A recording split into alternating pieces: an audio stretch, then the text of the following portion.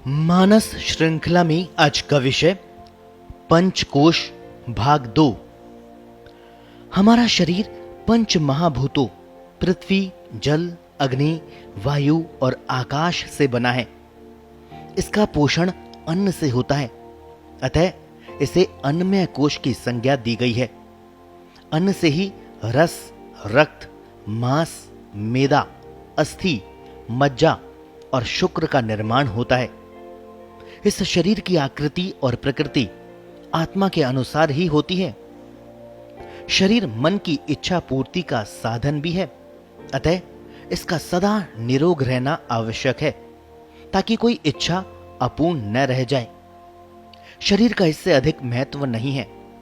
दूसरी ओर जीवन कर्म प्रधान होने से शरीर ही मूल साधन है, सृष्टि विस्तार का भी और आत्मदर्शन का भी। शरीर के साथ ही परिवार, समाज एवं सृष्टि के स्थूल बंधन जुड़े होते हैं। जब व्यक्ति सभी सृष्ट वस्तुओं अथवा प्राणियों में एक ही सत्ता को मान लेता है तो वह अंतर्मुखी होता है। शरीर को चलाने का, विकसित करने तथा मन से जोड़ने का कार्य प्राणमय कोश करता है। शरीर में 5 मुख्य तथा 5 गौण प्राण स्थूल रूप से कार्य करते हैं।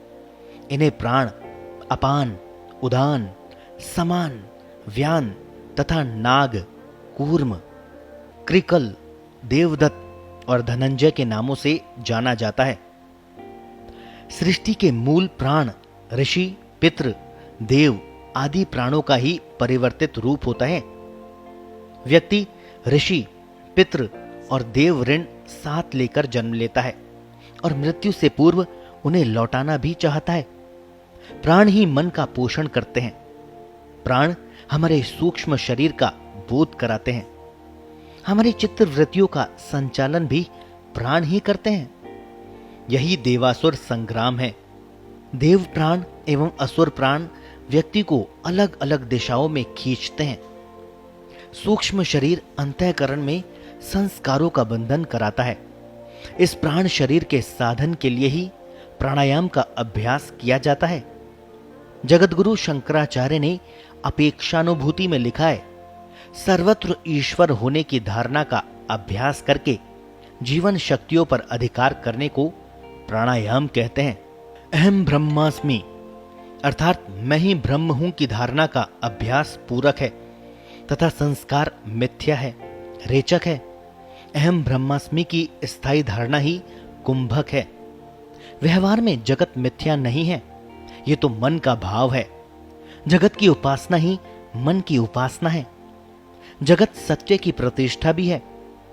प्राणमय कोश के सहारे हम जीवन के गूढ़तम रहस्यों को समझ सकते हैं, अपने मन को जान सकते हैं, मन के आवरण देख सकते हैं, उन्हें दूर करने का योजन कर सकते हैं। हमारा मनोमय कोश इसी प्राणमय कोश के भीतर रहता है। इसी मनोमय कोश से हमारी 5 कर्मेंद्रियां जुड़ी हैं, हाथ, पैर, गुदा, मूत्रेंद्रिया और मुख। मन में इच्छा संसार है। हमारे प्रारब्ध कर्म मन में ही संचित रहते हैं। इनका क्षय भोगने से ही होता है। इसके अलावा जैसा गीता में कृष्ण कहते हैं, ज्ञानाग्नि सर्व कर्माणि भस्मसात कुरुते अर्जुन, अर्थात ज्ञानाग्नि सब कर्मों को भस्म कर देती है। प्रारब्ध को जीव रूप का अंतिम बंध कहा गया है। अन्नमय कोश 5वां कोश है। यह जीवन का आधार है। इंद्र ने विश्वरथ को स्वयं का स्वरूप प्राण रूप बताया है और प्राणों का परम मित्र अन्न बताया है। इस मित्र तत्व को जान लेने के कारण ही विश्वरथ विश्वामित्र बने थे। इस अन्न के लिए ही पंचदशी में लिखा है, अन्नम ब्रह्मा, अर्थात भरण पोषण के साथ भरमन शब्द से बना हुआ ब्रह्म अन्नम ब्रह्मा कहा जाता है। जीवन में माया शक्ति के जो भाव है, निद्रा, क्षुधा, तृष्णा, शांति, छाया, लज्जा, शांति, श्रद्धा, कांति, लक्ष्मी, वृत्ति, स्मृति, दया, तुष्टि, भ्रांति आदि सब आत्मा के ही रूप हैं।